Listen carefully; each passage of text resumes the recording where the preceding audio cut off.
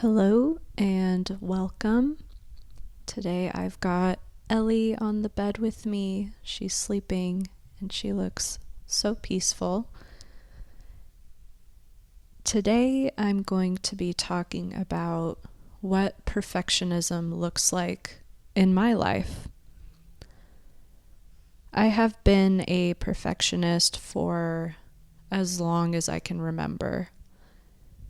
And perfectionism has impacted many areas of my own life.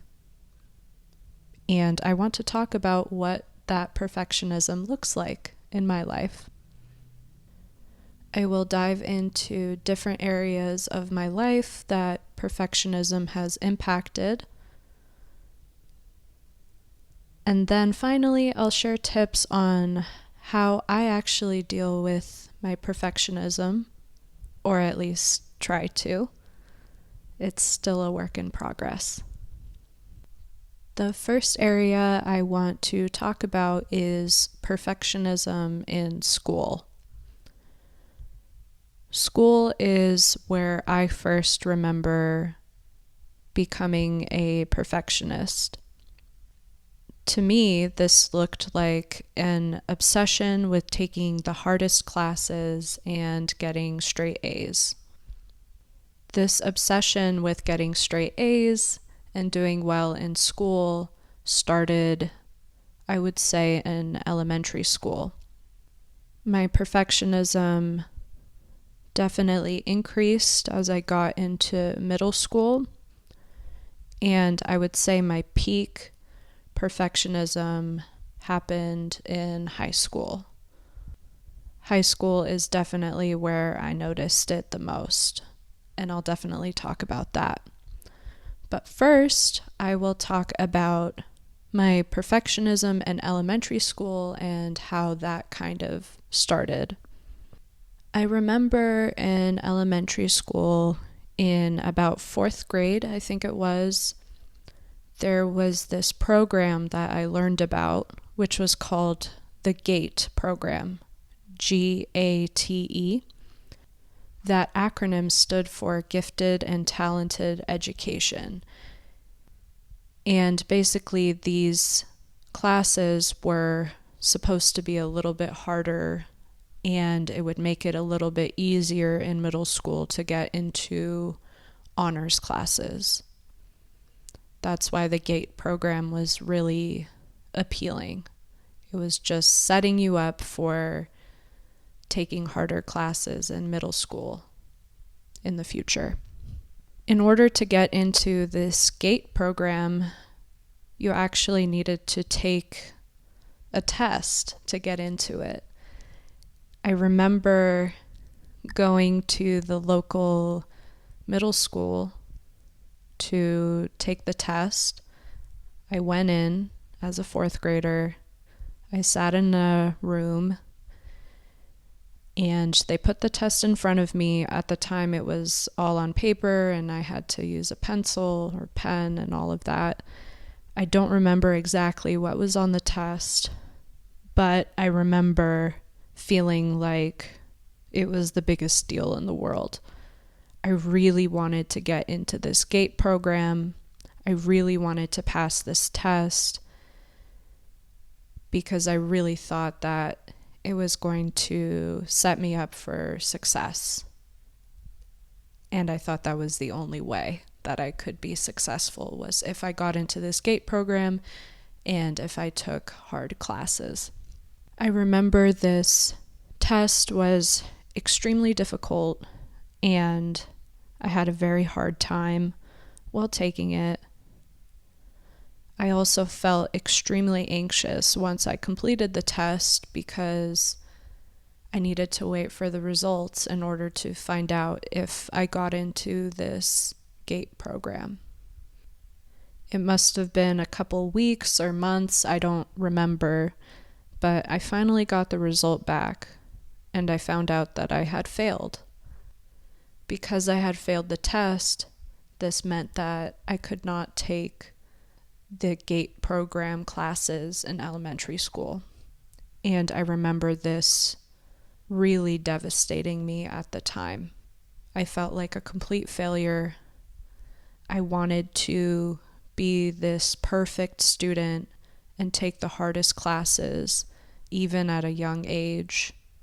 And at that point, I promised myself that no matter what, I would always try and take the hardest classes, and I would always try to get straight A's so that I could get into the best college that I could. The next story I can think about where my perfectionism really shone through in elementary school was in 5th grade. So in 5th grade, at the very end of the year, this was my last year of elementary school, I remember getting my report card back right before summer started, and I saw for the first time that I had gotten straight B's. I remember feeling so devastated and so defeated. I felt like a total failure in that moment. I felt like I was never going to get into the difficult classes. I felt like I needed to do better in order to get into a good college, instead of being happy and excited that I achieved a milestone of finishing kindergarten through 5th grade.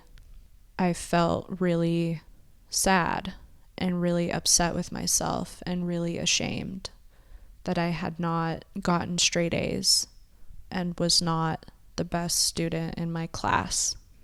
Essentially, it's an example of my mindset at that young age, that I felt like I needed to be perfect in school in order to become a successful person. And this is something that really translated into my later schooling. I felt like even in elementary school, I did not have a chance to explore the subjects that were most interesting to me. That didn't matter. I wanted to pursue the classes that would get me to the most successful career possible. Moving on to middle school, so 6th through 8th grade.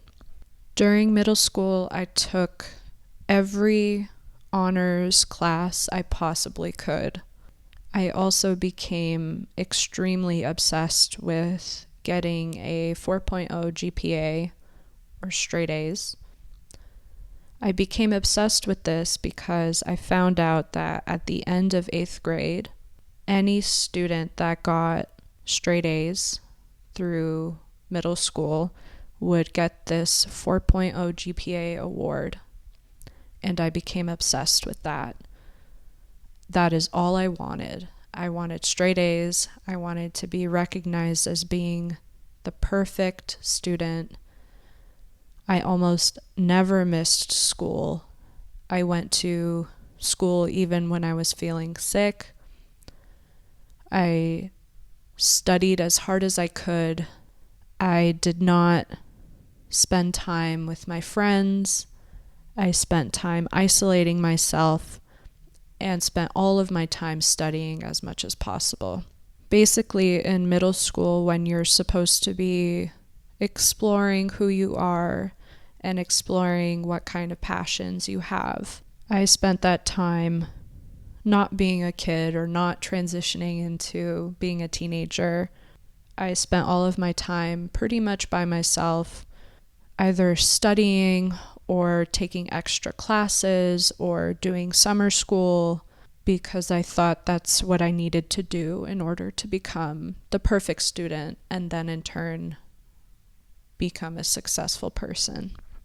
Moving on to high school, I would say that high school was the time where my perfectionism was at its absolute peak.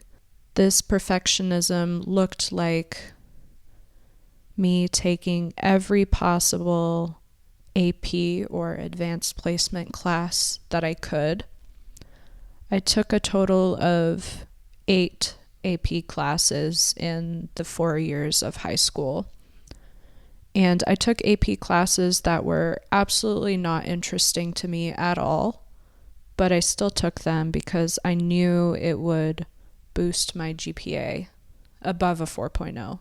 So the way the grade point average system worked was if you took an advanced placement class, instead of getting a 4.0, if you got an A, you would get a 5.0. So if you took multiple AP classes and got A's in them, your average GPA would be above a 4.0. So I essentially became obsessed with taking as many AP classes as I could and also doing everything I could to get straight A's so that my grade point average would be unbelievably high, basically. And similar to middle school, I did this by isolating myself as much as possible. I took lots of summer school classes so that I could take all of these AP courses during the year. I did not spend a lot of time with my friends. I spent all of my time studying or doing extracurricular activities that would get me into the best college that I could get into. My perfectionism in high school basically led to me putting a lot of pressure on myself to overachieve, and taking lots of AP classes fed into that overachievement because it was something tangible that I could reach to. I could tangibly get a higher grade point average. I could tangibly get all A's. This was something that I became obsessed with. And I wanted to be that perfect student that had the best grades. That's what I wanted to be. And I did everything I could to do that. AP Biology was not a class that was offered at my high school. But I decided that even though it was not a course that was offered at my high school, that I still wanted to take the AP test. And so I spent extra time outside of my really heavy course load to study for this AP test. I wanted to do this because I felt like I needed to take the AP Bio test in order to, get into a good university. I put so much extra pressure on myself in my already really difficult schedule to spend time studying for this test. And I did not need to do that. I will say one positive that came from my perfectionism in high school is that I did become one of the valedictorians in my class, and I felt really fulfilled when I got to that point. I got a lot of recognition from that, and it was something that I was very proud of. However, this perfectionism also resulted in me feeling exhausted and truly burnt out during my time in high school. High school was also the time where I would say my anxiety really started. I started feeling extremely worried that my world would end if I didn't get perfect grades, or if I didn't become a valedictorian, or if I didn't become the best at every single thing I did. I also developed extreme shame if I did not get good grades. If I got a B or a C on a test, it would just completely ruin my whole day. It would ruin my week. I would feel completely inadequate. I would feel so stupid. It was definitely something that contributed to my anxiety. And the interesting thing about my perfectionism in high school is that although I was really suffering on the inside, I kept getting praise externally. So what this looked like was family members telling me how smart I am and how good of a student I am. People in general would come up to me and say, I don't know how you do it with all of your classes and all of your extracurricular activities. And so even though I was really struggling internally and isolating myself, externally it seemed like I was doing very well because I was the perfect student. I never missed class. I got straight A's. And so this external praise and recognition basically led to me feeling like I needed to perform at my absolute peak at all times in order to get recognized for what I was doing. And this is a very unhealthy habit, I would say. Now that I've discussed perfectionism in school, I wanted to move on to perfectionism in sports. So I grew up taking a lot of sports. I loved athletics a lot. I loved being active. I loved being outside. So I definitely grew up as a kid that took as many different sports as possible. In middle school, I remember I took 3 sports at the same time. I played basketball, I liked to swim, and I also played volleyball. And while I was taking all of these sports, I also felt like I needed to be the best at every single sport. I became obsessed with becoming the best player. I wanted to score the most baskets, have the fastest time in swimming. I was not really tall in volleyball, so I was the libero, and my goal was to provide as many returns as I possibly could. My perfectionism in sports definitely peaked in swimming. Once I got into high school, I decided to focus on swimming and water polo. Now, swimming was the most ideal sport for perfectionists because it was a sport where I was only competing against myself. So I was constantly obsessed with getting a better time and getting faster every single meet. And I remember while I was competing, if I did not beat my personal best time every single time, I was completely devastated. And I would feel ashamed if I didn't swim faster in every single meet. This led to me becoming super competitive with not only myself, but also my teammates and other schools that we were competing against. I want to share a story about what this perfectionism looked like in swimming for me. So I remember in high school, there was this competition, this meet that we went to. We were competing against another local high school. And I was swimming the long distance freestyle event. So it was the 500 meter freestyle, which is about 20 laps in a pool. And I remember swimming in this event, and I was in the lead for the majority of the race. And I was feeling really good. Everything felt great.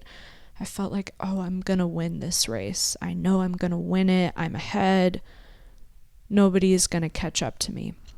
In the last couple laps, I noticed that the girl that was swimming next to me started to pass me. And I got so upset. I remember feeling horrible. I felt like I'm swimming as fast as I can. I can't go any faster. How is this girl beating me? I don't understand. That was my mindset. So instead of finishing the race, I stopped. I didn't finish the race. I got out one lap before it was over, and I just left. I left because the girl that was swimming next to me was beating me. And to me, it didn't seem even worth it to finish the race. And this is a perfect example of my perfectionism because I could not accept being anything less than the best. And it was a completely unhealthy mindset because there's always going to be somebody better than you. And I could not accept that fact. And I felt deep shame that I was not going to win that race. So instead of getting second place, which I would have gotten if I had finished, I didn't even qualify for anything. So it was a complete waste of time. It was a complete waste of an effort from me. And I'll never forget that story, and I still feel a lot of regret over it because I felt like in that moment I totally failed myself. And I should have kept going, but I gave up. And the reason I gave up is because I knew I wasn't the best. And that's a totally unhealthy and awful mindset to have. Next, I want to talk about perfectionism at work. Perfectionism at work looks like rewriting and rereading emails so many times, even if the email is completely unimportant or very short. This is something that I do a lot, and I've gotten better at catching myself doing this. But this is an example of perfectionism because it's an obsession with trying to make an email as perfect as possible. Perfectionism at work also looks like me never speaking up because I am worried that I will say the wrong thing. This is a big problem for me, and I still struggle with this, but I noticed I have a tendency to not say too much in meetings because of a fear that what I say is going to be incorrect.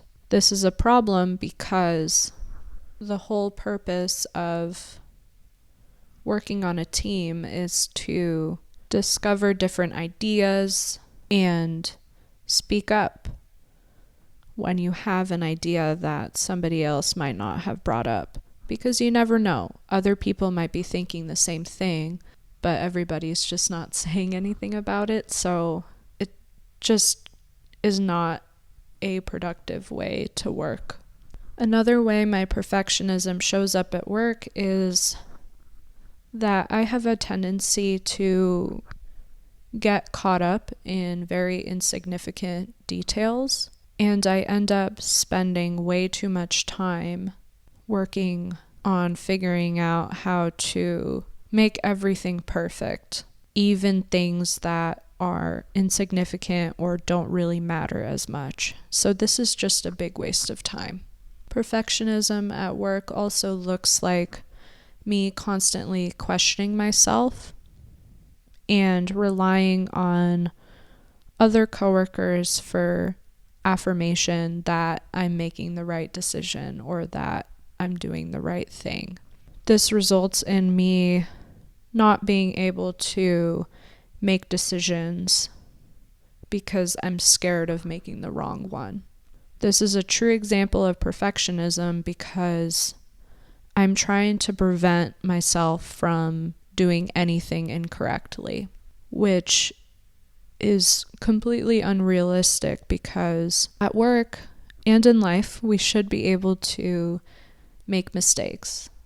Sometimes we only have limited information, and so we make a decision based on the limited information that we have. And it's the best decision that we can make at that time. Mistakes are always bound to happen. And I have a fear of making mistakes. I want to feel like I'm doing everything right. I want to feel like I'm doing everything perfectly, which is completely unrealistic, and it's just not the way the world works. Next, I want to talk about perfectionism in life. For me, perfectionism in life looks like a general fear of making decisions because I am afraid of making the wrong decision. Perfectionism in life also looks like me not being able to start a new project or start a new hobby because of the fear I have of not being able to do it perfectly. So what ends up happening is that I end up over-researching and over-preparing instead of actually just doing the hobby or starting the project. Perfectionism in life also looks like me having a problem finishing projects because of small setbacks and giving up too quickly. Finally, I'm going to talk about how I deal with my perfectionism.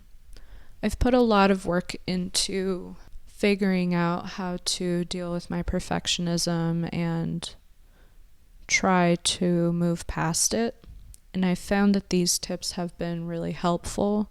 I am by no means at a point where I've figured it all out, but I think I've definitely made a lot of progress over the last couple years.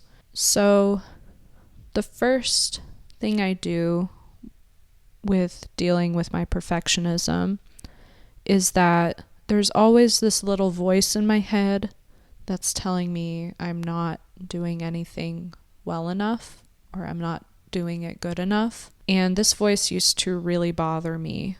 But now I try to accept it. And I usually ask, so what? So what if I'm not doing this perfectly? So what if I am not good enough? Why does that matter? And I've gotten better at questioning those thoughts that pop into my head, telling me that I'm not good enough. The next way I deal with my perfectionism is to just do something. So as I was saying, with my perfectionism, this usually leads to me not starting a project or not starting a hobby because of fear that I won't do it perfectly. And now I deal with that by basically just forcing myself to do something. Even if it's a small sketch, even if it's a small painting, even if it's just something all the same color, whatever it is, just doing something. And oftentimes I find that if I just try something or at least get something down, I'm usually more likely to continue and work on it and finish it. The next way that I deal with my perfectionism is to focus on small improvements rather than thinking about the outcome of the entire project. So, for example, if I'm painting something, I try to focus on painting things that will make me happy, and I don't focus on the end result or what the painting looks like. I try to focus on how I improve in my painting skills over time because it's something that takes a lot of time. So just focusing on small improvements and setting small goals is something that has been really helpful with my perfectionism.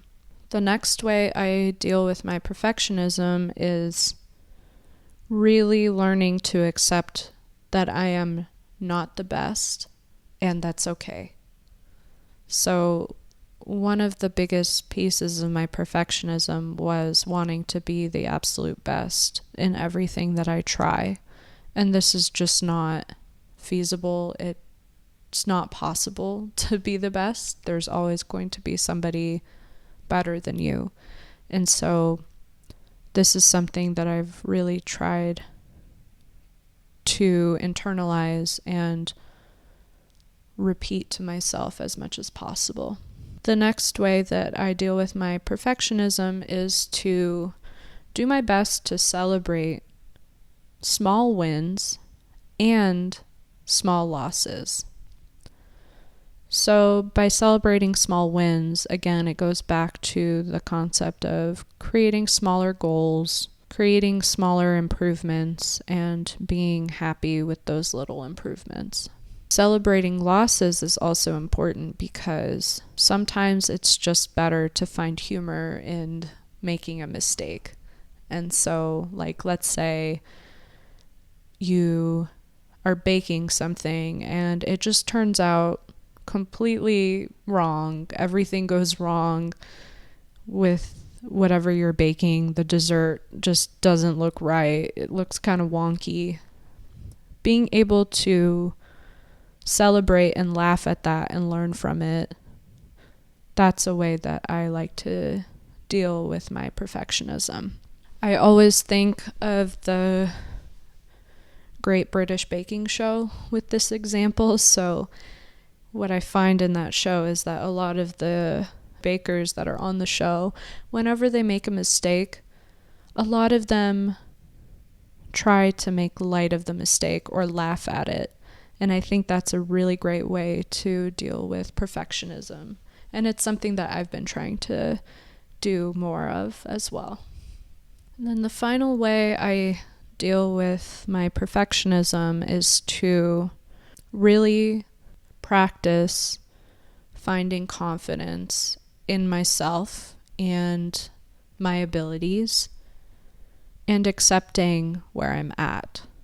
So I think this is really important because I feel that a lot of my perfectionism stems from me not being confident in myself. Basically, because I am not confident, I'm relying on my perfectionism as a way to prove to myself that I'm doing well. And this is not healthy, and it's not a sustainable way to live. So one area that I've been really trying to work on is finding confidence in myself and feeling like I'm doing a good job. I think just finding that confidence is a really great way to deal with perfectionism. That was a loaded one. And Ellie is stretching. Oh, there she is. Well, thank you so much for listening or watching this episode if you're on YouTube. I appreciate it, and I'll see you in the next one. Have a good one.